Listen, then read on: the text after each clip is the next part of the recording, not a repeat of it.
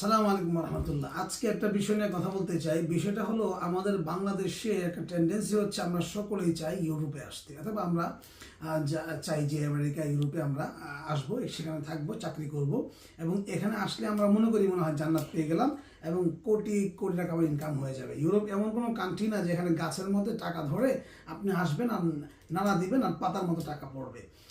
অনেক বেশি হার্ডওয়ার্কিং করতে হয়, এখানে অনেক বেশি কাজ করতে হয়, এবং লাইফটা হলো টোটালি হার্ডওয়ার্কিং একটা লাইফ। এখানে চরম লেভেলের কাজ করতে হয় এবং মানুষের জীবন শেষ হয়ে যাওয়ার উপক্রম হয়। অনেককে দেখছি তো আসলে আসলে মানুষ বুঝে না, পরিবার বুঝে না, আমরা যারা বাংলাদেশ থাকি আমরা বুঝি না যে আসলে এই লাইফটা কেমন।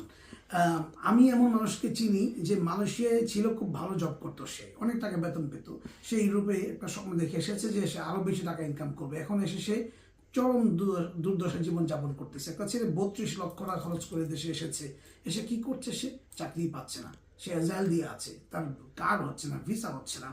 এই যে একটা টেন্ডেন্সি, এটাতে বের হয়ে আসা উচিত। আসলে দেখুন, টাকার জীবিকার জন্য আপনি দেশে আসবেন, এটাতে একটা হলো শরিয়তের মাসআলাগত ব্যাপার রয়েছে, একটা হচ্ছে যে আসলে এটা উচিত না। বরঞ্চ আমার দেশটা অনেক সম্ভাবনা একটা দেশ, আমার দেশটাকে আপনি ইউরোপের মতো বানান।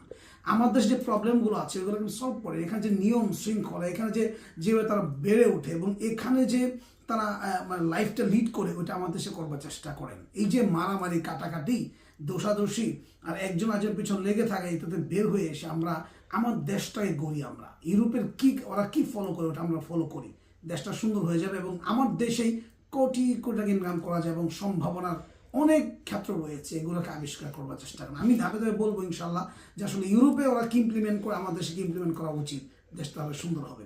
ভালো থাকবেন। আর ইউরোপে সাবধান, এইভাবে ইটালিতে যাওয়া, এই নদীতে মারা যাওয়া, জীবনটা আল্লাহ দিয়েছে, শুধু ইনকামের জন্য নয়। উপভোগ করুন, আল্লাহর কাজ করেন, আল্লাহর উপর ভরসা করেন। রিজিক আল্লাহ না দিলে সারাদিন দৌড়ে রিজিক পাওয়া যায় না। হাদিস হচ্ছে লান তামুতা নাফসুন হাত্তা তাস্তাকমিলা রিজকাহা, মানুষ তার রিজিক কমপ্লিট না করে কখনো মরবে না। ভালো থাকবেন। আসসালামু আলাইকুম।